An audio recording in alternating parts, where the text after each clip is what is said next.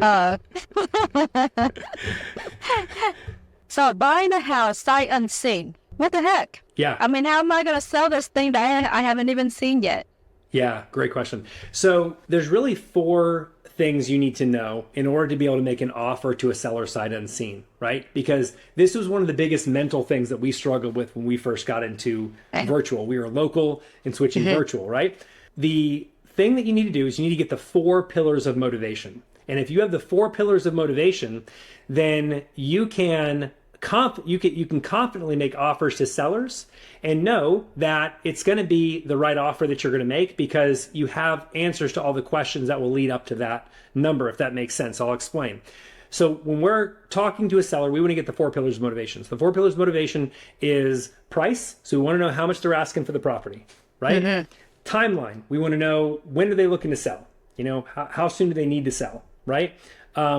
We want to find out the motivation. So what's their burning why behind needing to sell, right? And that's the one we want to spend the most time on.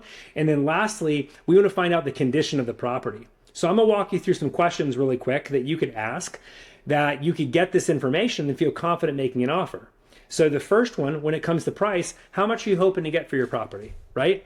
What we have typically found is if the seller is asking 80% or less than the Zillow's estimate. So if you put that property address into Zillow and you see the estimate, so Zillow's estimate of the property, if they're asking 80% of that value or less, then that's check mark number one. That's a potentially fantastic deal, right? That's a valuable advice.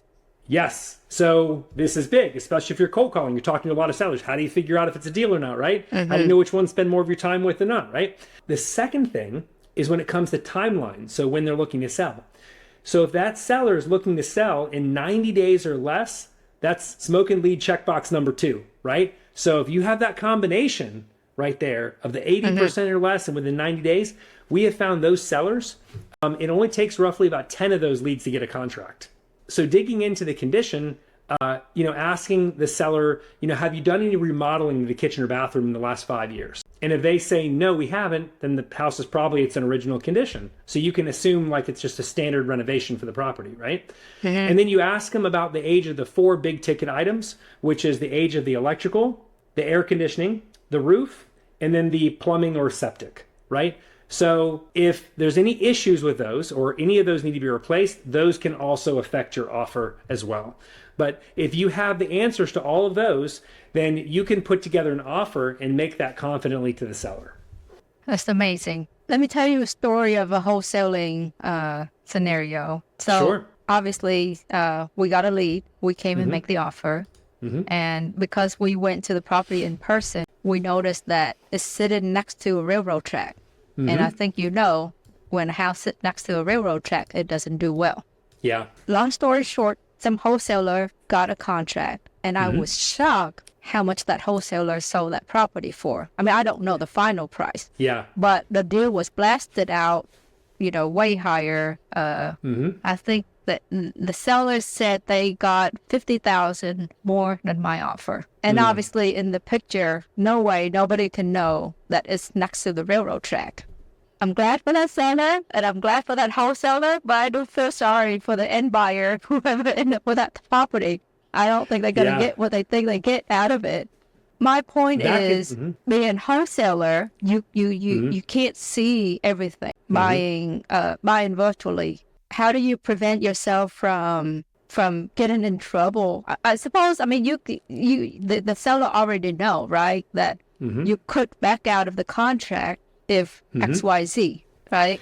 So one of the things that's very valuable to use is Google Maps. Google Maps is amazing because you can literally virtually walk up and down the street, right? So you can see if there's a commercial shopping plaza right across from the house.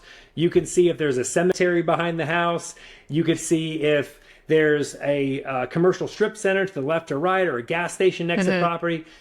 Technology has just gotten to a stage where it's really easy to see all that stuff.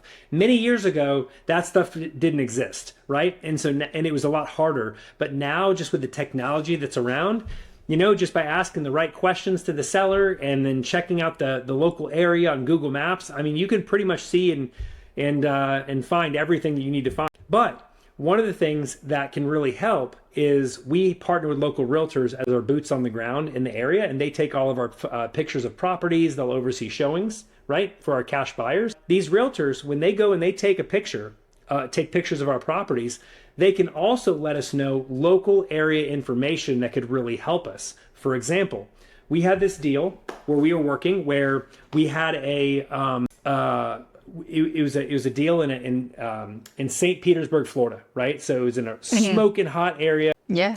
This was a historic type of an area, right? But the area was gentrifying, meaning it was the demographics in the area was changing, right? And they're starting to improve the area and make it nicer. We found out that there was a technology campus that was being built 2 blocks over from our property. Cool. We would have never found that out had it not been for our realtor. And so when we found that out, you know, we asked her how much that she feels that would impact the price. She told us. We went ahead and adjusted our price. We sent it out, and we made a fantastic profit on that deal. I want to say we made like $57,000 on that deal. And the reason we did that was because of our local boots on the ground, right? So just because you're virtual doesn't mean you don't have people helping you out locally, making sure that, you know, you're aware of everything going on. I always love downloading that local intel, you know, like, are there a lot of new homes being built in the area? How is the street? Are there a lot of boarded up houses? You know, those things are just great. And so if you take that info combined with the questions that you ask and your own research, I mean, you can put it all together. So just because you're not there doesn't mean you're blinded. Exactly. Yeah. It's a great resource. Reach out to the local realtor, you know, they are a great resource. Any advice on how to find good local realtor? Yeah. So if you go to a Facebook groups, right, the real estate investment Facebook groups, and you put in there, say, hey, I'm a new real estate investor. I'm looking to network with an investor-friendly realtor, right? Or if I'm a new real estate investor in the area, looking for a realtor that could be boots on the ground for me in this market, right? Who do you know, right? You're going to have a lot of people slam those comments, right? And what you're looking for is the realtor that gets recommended 3 times, right? And the one who gets recommended 3 times, that is the realtor you're going to go with because they've been recommended 3 times. You don't really, like, multiple people are saying this is a good person to work with. So you can go that route. That's another nuggets that the audience needs to take notes on. 100%. All right. Okay, so what are the things that I need to be watch out for as the new wholesaler?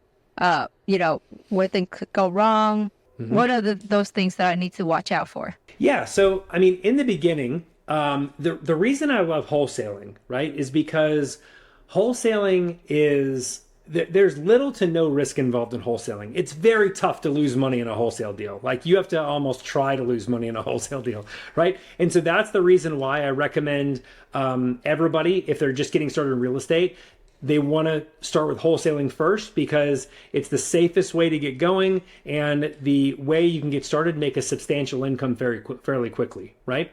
So some things to look for, right? There's a lot of people who come in and they have money set aside and they think because they have money set aside, they should spend it all on marketing, right? Because they see guys on YouTube saying that, you know, they do 10,000 pieces a month or 5,000 marketing pieces a month or whatever the case may be, right? They see those big numbers and they hear about other experienced investors. The problem is those guys are on like chapter 10 when most people starting out are on chapter 1, right?